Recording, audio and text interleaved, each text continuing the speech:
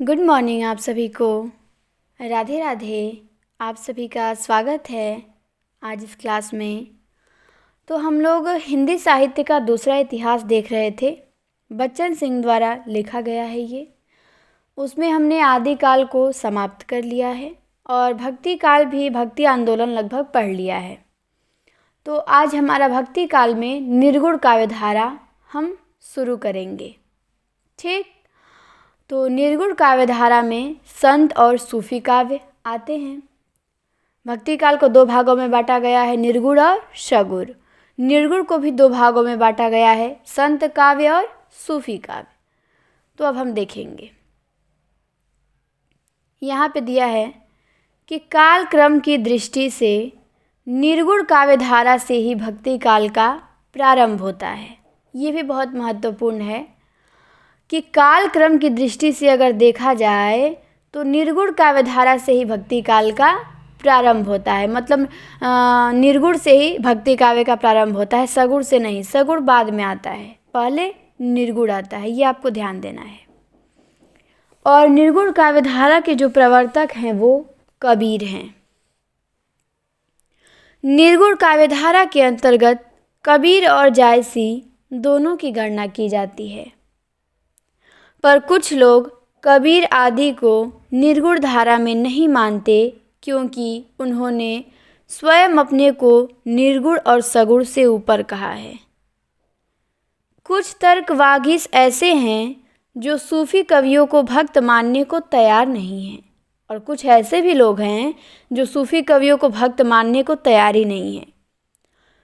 चूँकि इस तरह के संदेह नए हैं, इसलिए इनका समाधान आवश्यक है। निर्गुण का प्रयोग उपनिषद काल में ही दिखाई पड़ता है। श्वेताश्वतर उपनिषद के अनुसार यह विशिष्ट देवता के विशेषण के रूप में प्रयुक्त हुआ है, जो सर्वभूतर्थ, सर्वव्यापी, चैतन्य स्वरूप और निरूपाधि है। यद्यपि कबीर ने अपने ब्रह्मा को सगुण निर्गुण से ऊपर माना है। कबीर जो हैं, उनके जो ब्रह्म हैं, उनके जो इष्ट हैं, उनको वो सगुण और निर्गुण से ऊपर मानते हैं। और कहते भी हैं कबीर कि हम निर्गुण तुम सरगुण जाना। क्या कहते हैं कबीर? हम निर्गुण तुम सरगुण जाना। ये पंक्ति आपको ध्यान देनी है, कबीरदास की है। इसी तरह वे अपने को सगुणोपासकों से अलग कर लेते हैं। सगुणोपासक तुलसीदास कहते हैं कि सगुण ही अगुण ही नहीं कुछु भेदा। और तुलसीदास जी जो सगुणोपासक हैं, उनका कहना है कि सगुण ही अगुण ही कुछ नहीं भेदा, अर्थात निर्गुण और सगुण में कोई भेद नहीं है। यह अभेद ज्ञान के स्तर पे है। व्यवहार के स्तर पर उनका उपास्य सगुण ब्रह्मा ही है। कृष्ण भक्ति शाखा के भक्तों ने निर्गुण मार्ग का जमकर विरोध किया है। ये भी प्रश्न, तुलसीदास ने जो राम भक्त हैं वो निर्गुण का जम के विरोध नहीं किए हैं, उतना विरोध नहीं किए हैं, क्योंकि तुलसीदास कहते ही हैं कि सगुण ही अगुण ही नहीं कछु भेदा। तो ये क्यों करेंगे विरोध? तो विरोध कृष्ण भक्ति शाखा के भक्तों ने किया है। और ये प्रश्न भी आ चुका है कि निर्गुण भक्तों का जम के विरोध किसने किया है? तो कृष्ण भक्ति शाखा के भक्तों ने किया है। अगला है, कबीर का निर्गुण पंथ सूफियों के निर्गुणवाद से किंचित भिन्न है। जो कबीर का निर्गुण पंथ है वो सूफियों से भिन्न है। कबीर का ब्रह्मा न वेद में वर्णित ईश्वर है, न कुरान में वर्णित खुदा। वह इन दोनों से न्यारा है। वह निर्गुण की लिखबद्धता से अलग है। निर्गुण संबंधी सारी शास्त्रोक्त शब्दावली ग्रहण करते हुए भी वह शास्त्रेतर हो जाता है। यदि उनका निर्गुण शास्त्रोक्त निर्गुण ही होता तो उससे निम्न वर्ग का काम कैसे चलता? सूफियों के निर्गुणवाद में कुरान का खुदा मौजूद है। अब देखिए, सूफियों का जो निर्गुण है उनमें कुरान में जो खुदा हैं वो मौजूद है वहाँ पे, लेकिन जो कबीर का है ना इसमें ईश्वर है ना खुदा है। इनके जो देवता हैं वो इन दोनों से भी ऊपर हैं। वो नहीं मानते ना ईश्वर को ना खुदा को। तो पर ब्रह्मा या खुदा के प्रति प्रपत्ति या मोहब्बत के कारण दोनों ही भक्त हैं। भक्ति का मूल तत्व राग है जो दोनों में उपस्थित है। आगे आते हैं। शुक्ल जी ने निर्गुण काव्य धारा को पुनः दो भागों में विभक्त किया है। शुक्ल जी निर्गुण काव्य धारा को दो भागों में बांटते हैं, एक ज्ञानाश्रयी और दूसरा प्रेम मार्गी। तो ये भी हमें ध्यान देना है। ज्ञानाश्रयी नाम किसने दिया? तो शुक्ल जी ने। प्रेम मार्गी नाम किसने दिया? तो शुक्ल जी ने। ये भी प्रश्न आया था टेस्ट में, तो शायद प्रश्न था विकल्प में प्रेमाश्रयी था और प्रेम मार्गी था कि सूफी काव्य धारा को शुक्ल जी ने क्या नाम दिया है, प्रेमाश्रयी की प्रेम मार्गी। तो हम लोगों ने प्रेमाश्रयी लगाया था, चूँकि प्रेमाश्रयी नहीं प्रेम मार्गी एक्यूरेट सही होगा। ज्ञानाश्रयी और प्रेम मार्गी नाम दिया है उन्होंने। इन दोनों शब्द पर भी आपत्तियां उठाई गई हैं और प्रश्न किया जाता है कि क्या ज्ञानाश्रयी में प्रेम नहीं है? प्रेम मार्गी कहने से सूफियों और असूफियों के प्रेमाख्यानों का भेद नहीं रह जाता। अब ये कह रहे हैं कि आप संत काव्य धारा को ज्ञानाश्रयी कहे हैं और सूफी को प्रेम मार्गी कहे हैं, तो क्या संत काव्य धारा जो थी उसमें प्रेम नहीं था? इनका कहना ये है। फिर कहते हैं कि इस वर्गीकरण को अधिक स्पष्ट, तर्क संगत तथा वैज्ञानिक बनाने के लिए कबीर आदि को संत तथा उनके काव्य को संत काव्य और सूफी भक्तों के काव्य को सूफी काव्य कहना चाहिए। संत शब्द पर मतभेद की गुंजाइश है। संत शब्द पर मतभेद की गुंजाइश है।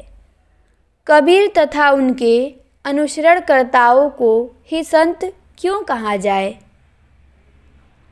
रामविलास शर्मा तुलसीदास के सगुनहि अगुनहि नहीं कछु भेदा को पूरी तरह मानते हैं। इसलिए सगुण मार्गी भी संत है और निर्गुण मार्गी भी संत है। वे इस बात को भी नहीं स्वीकार करते कि निर्गुण ईश्वर की उपासना अधिक प्रगतिशील है और सगुण ईश्वर की उपासना कम प्रगतिशील। सभी संतों की प्रगतिशीलता का वजन बराबर है। वर्णाश्रम धर्म के समर्थक तुलसी उतने ही प्रगतिशील हैं जितने वर्णाश्रम धर्म भंजक कबीर। वर्णाश्रम धर्म के समर्थक हैं तुलसीदास और वर्णाश्रम धर्म के भंजक कौन हैं? कबीरदास हैं। वो वर्णाश्रम धर्म को नहीं मानते हैं, लेकिन तुलसीदास उसके समर्थक हैं। चलिए आगे आते हैं।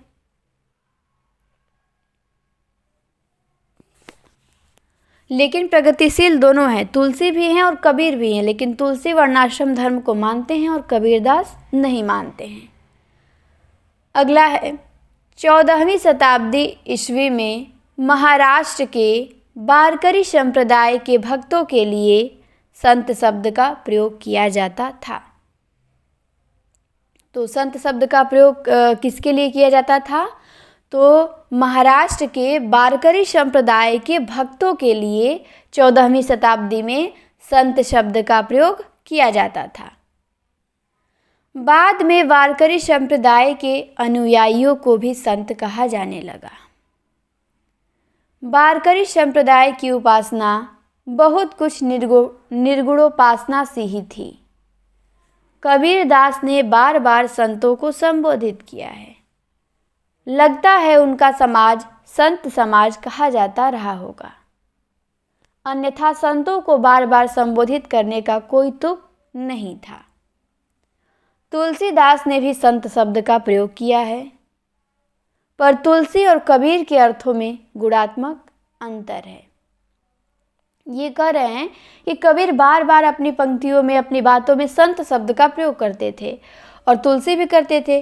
तो इससे ये अनुमान लगाया जा सकता है कि संत शब्द का प्रयोग करते हैं मतलब उनके समाज का नाम संत समाज था, तभी तो कहते हैं संतो संत। ठीक, अब देखिए, तुलसी संतत्व को विशेष प्रकार का स्वभाव मानते हैं और जो संतत्व मतलब संत का जो गुण है संतत्व, उसको तुलसीदास एक विशेष प्रकार का स्वभाव मानते हैं और कहते हैं कबहुक संत सुभाव गहोगे, कबहुक संत सुभाव गहोगे। कौन कहते हैं? तो तुलसीदास कहते हैं। पर कबीर आस्था और विश्वास की प्रणाली, तुलसीदास कबीर को संत मानने को तैयार नहीं थे और तुलसीदास कबीर दास को संत मानने को तैयार नहीं थे, ये भी हमें ध्यान देना है। और क्या कहते हैं? पंक्ति कहते हैं कि झूठो है झूठो है झूठो सदा, झूठो है झूठो है झूठो सदा, जग संत कहंत जे अंत लहा है, जान पने को गुमान बड़ो, तुलसी के विचार गंवार महा है। तो ये कबीरदास को संत नहीं मानते हैं, ये कहते हैं सब झूठ है, ये उनको संत मानने को तैयार नहीं है। ठीक, तो ये भी हमें ध्यान देना है। चलिए आगे आते हैं। अगला है हमारा कि जान पने को गुमान, जान पने को गुमान का संकेत कबीर की ओर ही है। किसकी ओर है? तो कबीर की ओर है। और लोक में भी सामान्यतः संत दास उन्हीं को कहा जाता है। किसको कहा जाता है? तो कबीरदास को, जो निम्न वर्ग के साधु हैं। अतः कबीर आदि को संत कहना अधिक संगत प्रतीत होता है। सूफी तो सूफी है ही। अब हम देखेंगे यहाँ से संत काव्य। इतना हमने निर्गुण काव्य धारा की पृष्ठभूमि देखा और ये पंक्ति आपको तुलसीदास की ध्यान देनी है। झूठो है झूठो है झूठो सदा और कबहुक संत सुभाव गहोगे। ये दोनों पंक्तियाँ किसकी हैं? तुलसीदास जी की हैं। तो निर्गुण काव्य धारा को दो भागों में बांटा गया है, संत काव्य धारा और सूफी काव्य धारा। तो अब हम देखेंगे संत काव्य। संत काव्य में हम सबसे पहले देखेंगे कबीरदास को। कबीरदास का जन्म हुआ था 1398 में और इनकी मृत्यु हुई थी 1448 में। तो दोनों ध्यान देना है, 1398, 1448। चूँकि यहाँ पे इनका मृत्यु का जो समय है वो कम दिखाए हैं बच्चन सिंह, लेकिन ये 120 वर्षों का जीवन पाए थे, तो 1448 तो नहीं सही बैठता है। ठीक, यहाँ पे कुछ ये अपने अनुसार बताए होंगे, लेकिन वैसे कबीर को माना जाता है कि 120 वर्षों का जीवन पाए थे ये। तो 1398 में अगर 120 जोड़े तो वो 1500 क्रॉस कर जाएगा। यहाँ 1448 से बताए हैं इनकी मृत्यु का समय, तो ये अपने अनुसार हो सकता है बताए हों। तो चलिए, कबीर का प्रादुर्भाव एक घटना है। हिंदी भक्ति काव्य का प्रथम क्रांतिकारी पुरस्कर्ता वह भी मुसलमान, किंतु इतिहास में कुछ भी सहसा घटित नहीं होता। इतिहास में कोई भी घटना अचानक नहीं घटित होती है, उसके लिए धीरे धीरे पृष्ठभूमि बनती रहती है, भले वो दिखे ना, पर वो तैयार होती रहती है, उसके बाद वो घटित होता है। अचानक अगर हम सोचेंगे कि कोई चीज़ हो गया तो अचानक नहीं होता है। तो कबीर का प्रादुर्भाव एक घटना है और हिंदी में भक्ति काव्य का प्रथम क्रांतिकारी पुरस्कर्ता वो भी मुसलमान, ये बड़े आश्चर्य की बात है। कबीर ने जो कुछ किया उसके पीछे एक परंपरा है, इतिहास की एक सामंती मंजिल है, मुल्ला पंडितों का वर्चस्व है, किंतु कबीर के व्यक्तित्व में वह ताकत थी जिससे सामंती व्यवस्था के इन सरमायादारों की मूर्ति तोड़ने में वे एक सीमा तक सफल हुए, लेकिन इसके लिए उन्हें भारी कीमत चुकानी पड़ी। बौद्ध सिद्ध जाति पाति के विरोध और बाह्य आडंबर की मुखालिफत का रास्ता बना चुके थे। जो बौद्ध सिद्ध थे आदिकाल में आपके, उन्होंने जाति पाति का विरोध किया था और बाह्य आडंबरों का भी वो विरोध करते थे, तो इसका रास्ता वो लोग बना चुके थे। बौद्ध सिद्धों के दोहा कोसों और चर्या गीतों तथा कबीर की साखियों और पदों में अनेक समानताएं मिलती हैं। जाति पाति का वैसा ही आक्रोशपूर्ण विरोध, बाह्याडंबर के प्रति वैसी ही कड़ी फटकारें, आत्म साक्षात्कार की वैसी ही गर्वोक्ति, पर दोनों में समानताओं से अधिक असमानताएं थी। कबीर में न मांस मदिरा की ललक थी, न प्राज्ञोपाय का वह लक्षण्य, न चमत्कार का प्रदर्शन और न मुद्राओं का अंगीकरण। ये सब कबीर में नहीं था। उनको चमत्कार प्रदर्शन करना, मुद्राओं का अंगीकरण करना, ये सब उन्हें बिल्कुल पसंद नहीं था। मांस मदिरा का सेवन करना भी उन्हें पसंद नहीं था। बौद्ध सिद्धों की अपेक्षा वे नाथों से अधिक प्रभावित थे। अगर कबीर पे प्रभाव देखा जाए कि सबसे अधिक किसका प्रभाव है, तो नाथों का प्रभाव उन पे अधिक देखा जा सकता है। बौद्ध सिद्ध से भी प्रभावित हुए हैं, लेकिन वो थोड़ा बहुत हुए हैं, लेकिन नाथों से वो अधिक प्रभावित थे। और समूचा संत साहित्य ही नाथ पंथियों से प्रभावित था। और केवल कबीर ही नहीं, पूरे संत साहित्य में आने वाले संत सभी नाथों से प्रभावित थे। नाथों से अपने को जोड़ने में वे गर्व का अनुभव करते थे। चाहे उड़ीसा का पंचसखा संप्रदाय हो या महाराष्ट्र का वारकरी संप्रदाय, दोनों पर गोरख का स्पष्ट प्रभाव है। गोरखनाथ का दोनों पे स्पष्ट प्रभाव देखा जा सकता है। तो पंचसखा संप्रदाय कहाँ था? उड़ीसा में था। ये आपको ध्यान देना है, ये भी पूछ सकता है। और वारकरी संप्रदाय महाराष्ट्र में। इधर के रामानंदी वैरागी, निरंजनी संप्रदाय, जोगमगी संप्रदाय आदि भी गोरख को श्रद्धापूर्वक स्मरण करते हैं। कबीर ने भी उन्हें सादर याद किया है। गोरख के सदाचार और हठयोग का प्रभाव संतों पर ही नहीं, सूफियों पर भी पड़ा। और गोरखनाथ का जो सदाचार था, हठयोग था, ऐसा नहीं कि केवल संत ही उससे प्रभावित थे, उसका प्रभाव सूफियों पर भी पड़ा। सूफी संत देश भर में फैले हुए थे। कबीर ने उनकी प्रेम की पीर को भी अपनाया और हिंदुओं की अहिंसा, प्रपत्ति और अद्वैत को भी। तो कबीर ने प्रेम का तत्व कहाँ से ग्रहण किया है? तो सूफियों से ग्रहण किया है, ये आपको ध्यान देना है। और हिंदुओं की अहिंसा, प्रपत्ति और अद्वैत को भी कबीर ने अपनाया है।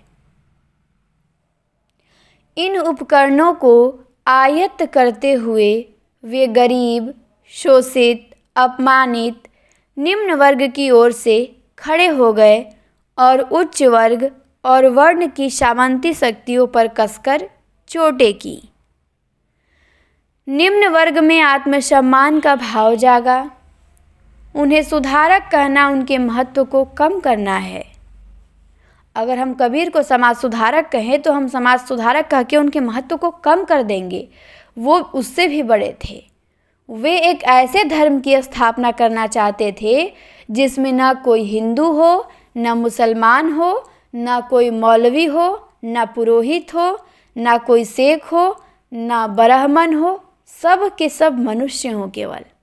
और कबीरदास की यही जो आदत है, यही बातें हैं, उनका ये विचार है, यही बहुत प्रभावित करता है सबको। कि मतलब उतने समय पहले, आज में इतने शिक्षित लोग हो रहे हैं फिर भी इन चीज़ों को दूर नहीं कर पा रहे हैं। लेकिन 1398 ईस्वी में जन्मे कबीर ने इन सब चीज़ों का विरोध किया। सोचिए उस समय में तो और पंडितों का वर्चस्व था, उच्च जातियों का वर्चस्व था। उस समय कितना कठिन होता था बोलना। आज के ज़माने में सब अब कोई मंदिर में लगा है, मस्जिद में लगा है, हमारा है। लेकिन कबीर ने उस समय विरोध किया इसका, कि वो चाहते थे कि ना कोई पंडित हो, ना कोई पुरोहित हो। एक ऐसा समाज हो जहाँ केवल मनुष्य रहते हों, कोई जाति पाति का भेद नहीं हो। काश ऐसा होता, बहुत अच्छा समाज होता हम लोगों का। और यह क्रांतिकारी कदम था, न कि सुधारवाद का। और इसे कोई कहे कि वो समाज सुधारना चाहते थे, नहीं। क्यों? क्योंकि वो समाज को सुधारना नहीं, वो तो एक नए समाज की स्थापना करना चाहते थे। तो समाज सुधारक कैसे हुए वे? नहीं, ये उनका एक क्रांतिकारी कदम था जिसको करने के लिए बड़ी साहस चाहिए होती है। पर खेद है कि सारी खोजों के बावजूद न उनके जन्म स्थान और मृत्यु स्थान का ठीक ठीक पता लग पाया है और न जन्म तिथि और मृत्यु तिथि का। रामानंद द्वारा वे कब और कैसे दीक्षित हुए यह भी अनुमानाश्रित है। कहते हैं कि उनके गुरु रामानंद थे, पर उनसे वो कब और कैसे दीक्षित हुए ये भी किसी को सही एकदम पता नहीं है, लेकिन फिर भी अनुमान लगाते हैं लोग। कबीर के व्यक्तिक और कृतित्व के वैज्ञानिक अध्ययन के चारों ओर चमत्कारों का चमचमाता जाल बुन दिया गया है, किंतु इधर उनकी कृतियों का अपेक्षाकृत अधिक प्रामाणिक ढंग से प्रस्तुत करने का प्रयास हुआ है और विभिन्न संतों की वाणियों के आधार पे उनका जीवन वृत्त प्रस्तुत किया गया है। फिलहाल हमें इन्हीं अध्ययनों पर संतोष करना होगा। कबीर की जीवनी के लिए दो प्रकार के साक्ष्यों पर निर्भर करना पड़ता है, बाह्य और आंतरिक।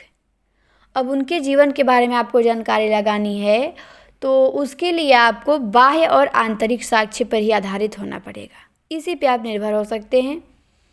बाह्य साक्ष्य के अंतर्गत प्राचीन धार्मिक साहित्य, कबीर पंथियों का साहित्य, ऐतिहासिक पुस्तकें तथा भक्तों का कथन आदि आते हैं। नाभादास का भक्तमाल संवत 1641 में लिखा गया था। अनंत दास की कबीर परिचयी संवत 1657 में लिखा गया था। श्री गुरु ग्रंथ साहिब संवत 1661 में लिखा गया था और प्रियादास की भक्तमाल की प्रबोधिनी टीका, प्रियादास ने भक्तमाल की टीका लिखा प्रबोधिनी नाम से, रस प्रबोधिनी नाम से, संवत 1702 में। फिर मुकुंद दास की कबीर चरित जो संवत 1708 में लिखा गया। फिर राघो दास का भक्तमाल, नाभादास ने भी भक्तमाल लिखा है और राघो दास ने भी लिखा है, पर राघो दास ने बाद में लिखा है। इनका समय है संवत 1717। ये धार्मिक ग्रंथ है। इन्हीं के आधार पे हम कबीर के बारे में कुछ भी जानकारी का पता लगा सकते हैं, इसी पे हमें संतोष करना पड़ेगा। तो इन सारी रचनाओं को भी आपको ध्यान देना है। ये पूछता है भक्तमाल दो लोगों ने लिखा है, एक नाभादास ने सबसे पहले लिखा, फिर एक राघो दास ने भी लिखा है। भक्तमाल का टीका रस प्रबोधिनी नाम से प्रियादास ने लिखा है। कबीर परिचय अनंत दास ने लिखा है और कबीर चरित मुकुंद दास ने लिखा है। कबीर पंथियों के दो ग्रंथों निर्भय ज्ञान और आशा सागर, कबीर जो पंथी थे उनके भी दो ग्रंथ मिलते हैं, निर्भय ज्ञान और आशा सागर।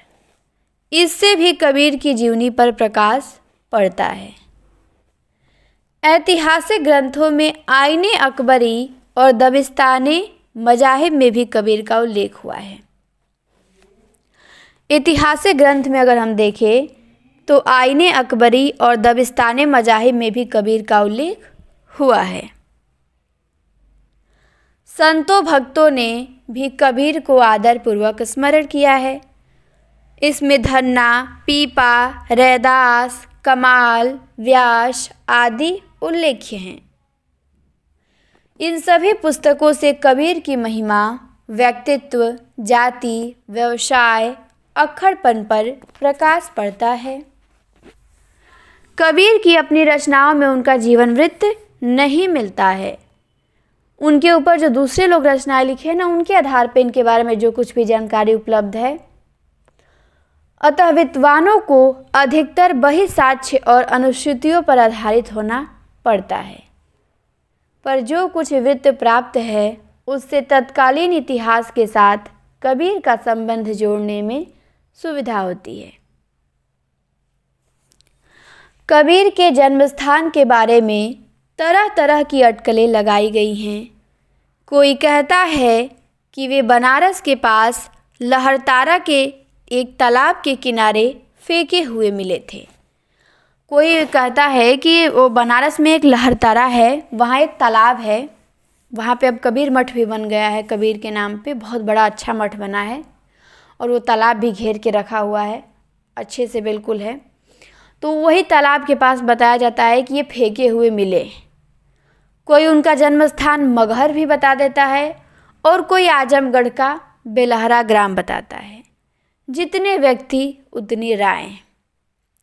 फिर भी यह मान लिया गया है कि वह लहरतारा के पास फेंके हुए मिले थे, पर सर्वमान्य मत यही है कि वो काशी में लहरतारा के एक तालाब के किनारे फेंके हुए मिले थे। नीरू और नीमा नामक मुसलमान दंपत्ति ने उनका पालन पोषण किया था। उनका पालन पोषण किसने किया? तो नीरू और नीमा नामक मुसलमान दंपत्ति ने। और मगहर को उनका मृत्यु स्थल स्वीकार किया जाता है। तो उनका जन्म स्थान काशी लहरतारा है और मृत्यु स्थान मगहर है। उनके पिता नीरू हैं और माता नीमा हैं। क्योंकि पालन पोषण इन्होंने ही किया तो अब यही उनके माता पिता हो गए। कबीर के जीवन काल में सवर्ण हिंदुओं तथा मुल्ला मौलवियों ने उनकी दुर्दशा करने में कोई कोर कसर नहीं छोड़ी, पर प्रसिद्धि के बाद हिंदुओं ने उन्हें विधवा ब्राह्मणी के गर्भ से जन्मा बता दिया, जिसे रामानंद ने भूल से पुत्रवती होने का आशीर्वाद दे रखा था और पैदा होने की कहानी गढ़ ली गई। पहले तो जब कबीरदास ने अपना स्टार्ट किया सब विरोध करना, जाति पाति का खंडन करना, तो हिंदुओं में जो उच्च जाति के लोग थे उन्होंने बहुत विरोध किया उनका, और मुसलमानों के भी मुल्ला मौलवियों ने उनका विरोध किया। लेकिन जब धीरे धीरे इनकी ख्याति होने लगी, बहुत प्रसिद्ध हो गई ये, तो अब हिंदू कहने लगे कि इतने प्रसिद्ध, इतने ज्ञानी व्यक्ति मुसलमान हो ही नहीं सकता है, ये हिंदू ब्राह्मण के कोख से ये पैदा हुआ है। वो अपनी कहानी गढ़ लिए, अब वो महान हो गए। तो उससे पहले उनका कोई नहीं पूछने वाला था, लेकिन जब प्रसिद्धि हो गई तो अब कहानी गढ़ ली गई।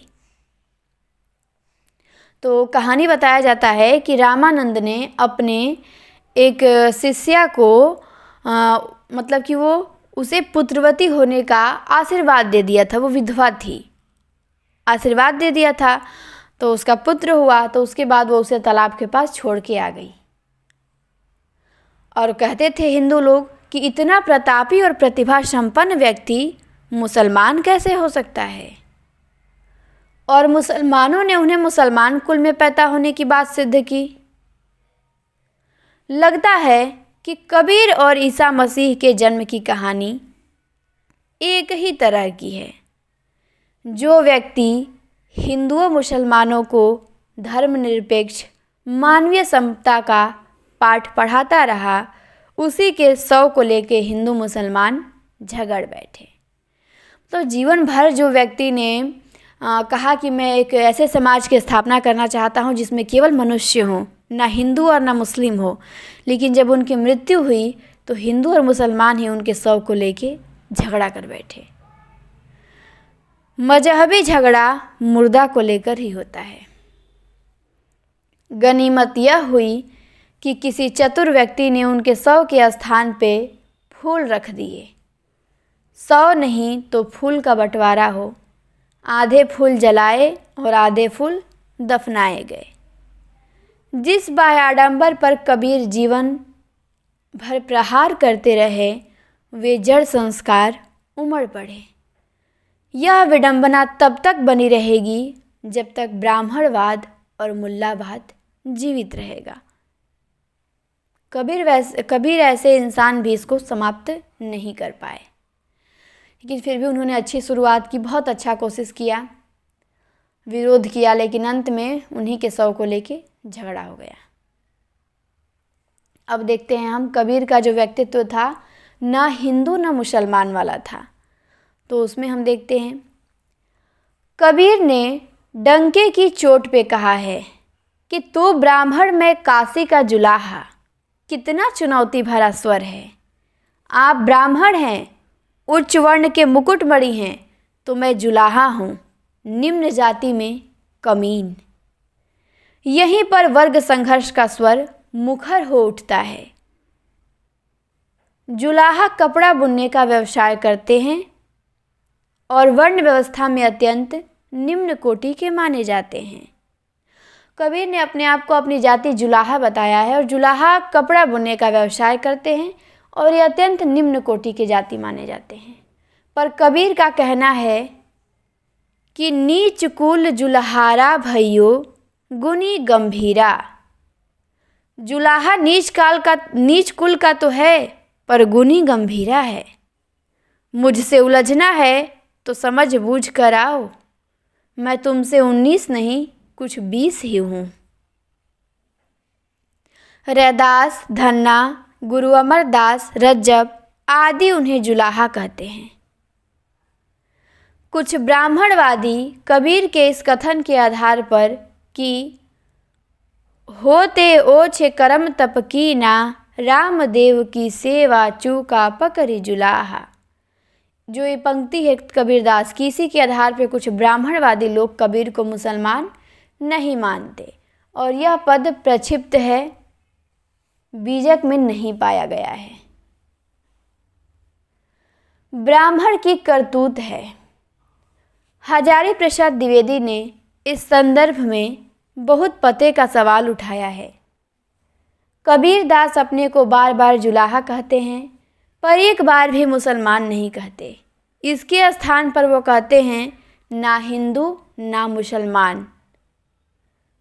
तो वे लिखते हैं कि आध्यात्मिक पक्ष में निस्संदेह बहुत ऊंचा भाव है, पर कबीरदास के कुछ इस ढंग से उभय विशेष बताया है कि कभी कभी वे आध्यात्मिक सत्य के अतिरिक्त एक सामाजिक सत्य की ओर इशारा कर रहे हैं। ये हजारी प्रसाद द्विवेदी ने कहा है कबीर के बारे में कि आध्यात्मिक पक्ष में निस्संदेह बहुत ऊंचा भाव है, पर कबीरदास ने कुछ इस ढंग से उभय विशेष बताया है कि कभी कभी वे आध्यात्मिक सत्य के अतिरिक्त एक सामाजिक सत्य की ओर इशारा कर रहे हैं। उन दिनों वयनजीवी नाथ मतावलंबी गृहस्थ योगियों की जाति सचमुच ही ना हिंदू ना मुसलमान थी। आगे चलकर यह निष्कर्ष निकालते हैं कि कबीरदास जिस जुलाहा जाति में पालित हुए थे वे एकाध पुस्त पहले के योगी जैसी किसी आश्रम भ्रष्ट जाति से मुसलमान हुई थी या अभी होने की राह में थी। इससे पुष्ट है उन्हें हिंदू संस्कार नाथ पंथ से ही मिला था। वे सद्य धर्म परिवर्तित मुस्लिम जुगी परिवार में पैदा हुए थे। तो हमने कबीर का ये पक्ष देखा कि ना हिंदू ना मुसलमान, कैसे वो अपने आप को बताते हैं कि ना मैं हिंदू हूँ ना मुसलमान हूँ, वे स्वीकार नहीं करते हैं। ठीक, वो दोनों पे अपना कहते हैं कि मैं हिंदू ना हूँ ना मुसलमान हूँ और अपनी जाति को जुलाहा बताया है उन्होंने कि तू ब्राह्मण मैं काशी का जुलाहा। तो कबीरदास अभी बहुत बड़े हैं, जितना इनका बड़ा व्यक्तित्व है उतनी बड़ी ही इनकी बारे में जानकारी भी है। ठीक, तो कबीरदास को हम अगले वीडियो में पूरा करेंगे। आज हमने केवल कबीरदास का जीवन परिचय देखा और उनका जो ना हिंदू ना मुसलमान का पक्ष है वो देखा। अगले वीडियो में हम कबीर के गुरु के बारे में देखेंगे, फिर उनकी रचनाएं देखेंगे, फिर मूल्यांकन करेंगे। ठीक, तो आज के लिए इतना ही, फिर शीघ्र ही मिलते हैं आपसे अगले वीडियो में। बहुत अच्छा लगेगा आप लोगों को, बहुत अच्छी अच्छी जानकारी मिलेंगी कबीर के बारे में और यदि आप जानते होंगे पहले से तो आपका रिवीजन हो जाएगा। तो क्लास अच्छी लगे तो लाइक और शेयर ज़रूर करिएगा। बाकी बेस्ट ऑफ लक आप लोगों को। फिर मिलते हैं हम नेक्स्ट वीडियो में।